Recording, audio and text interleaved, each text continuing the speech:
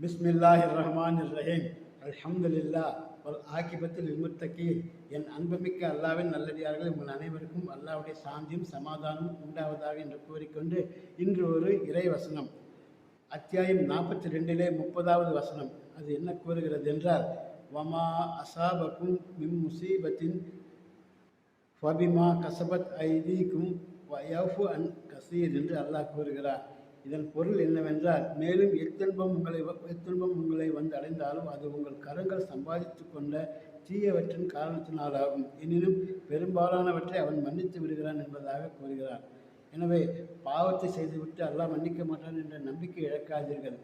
அது நமக்கு ஏற்படும் துன்பங்கள்லாம் நமது கரங்கள் தெரிந்தோ தெரியாமலோ செய்து கொண்ட பாவத்தின் காரணமாகத்தான். எனவே அந்த பாவ மன்னிப்பு என்று அல்லாவிடம் நிராசை அடைந்து விடாமல் நாம் அல்லாவிடம் துணிந்து போராடி அழுது துணிந்து நாம் என்ன செய்ய வேண்டும்? அல்லாவிடம் பாவ மன்னிப்பு கேட்க வேண்டும். ஒவ்வொரு தொழுகையிலும் இந்த துவாக்களை அல்லாவிடம் கேட்டு அல்லாஹ் நிச்சயம் மன்னித்து விடுவான் என்ற எண்ணத்திலே நாம் கேட்க வேண்டும். அவ்வாறு மன்னித்து விட்ட பிறகு அந்த தவறை கனவில் கூட எண்ணி பார்க்கக்கூடாது.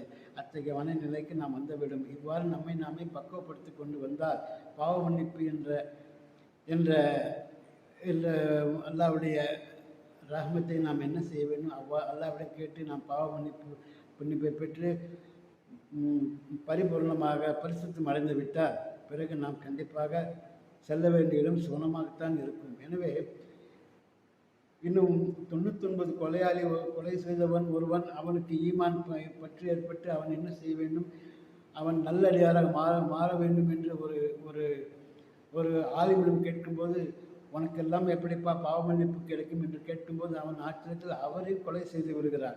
100 கொலைகள் முடிந்த நிலையிலும் அவனுக்கு பின்னால் பாவ மன்னிப்பு வழங்கப்பட்டு அவன் ஈமான்தாரியாக மாறிவிட்டான் என்ற ஒரு சம்பவம் பெருமா ஸல்லல்லாஹு அலைஹி வஸல்லம் அவர்கள் ஹதீஸில் குறிப்பிட்டு கூறுகிறார்கள். அப்படி இருக்கையிலே மேலும் இன்று ஹலீஃபா உமர் அவர்கள் எப்படிப்பட்டவராக இருந்தவர் தெரியுமா? யார் முகமதின் தலையை கொய்து கொண்டு வருவார்கள் என்ற ஒரு நிகழ்ச்சி நடந்தபோது, இதோ நான் செய்து வருகிறேன் அந்த காரியத்தை என்று காஃபிராக இருக்கும்போது உமர் அவர்கள் கத்தி எடுத்துக்கொண்டு சென்றவர்கள் தான். அங்கே செல்லும் வழியில் ஒரு சில சம்பவம், அதெல்லாம் இன்ஷா அல்லாஹ் பின்னால் விவரிக்கிறேன். அது ஒரு குர்ஆன் ஓத கேட்ட பின் அதன் பொருள் தெரிந்த பின் அவர் மனம் மாறி உடனே ஈமான்தாரியாக ஆனவுடன் அவர் இன்று எப்படிப்பட்ட கலீஃபாக தனது ஆட்சியை அமைத்தார் என்பது நன்றாக அறிந்திருக்கும். அப்படிப்பட்ட உயர்தர கலீஃபாக, உயர்தர ஜனாதிபதியாக அவர்கள் வாழ்க்கையை அமைத்துக் கொண்டார்கள். எனவே நீங்கள் தவறாக செய்திருந்தாலும் மேற்கொண்ட தவறிலே நீங்கள் என்றென்றும் நிலைத்து விடாதீர்கள்.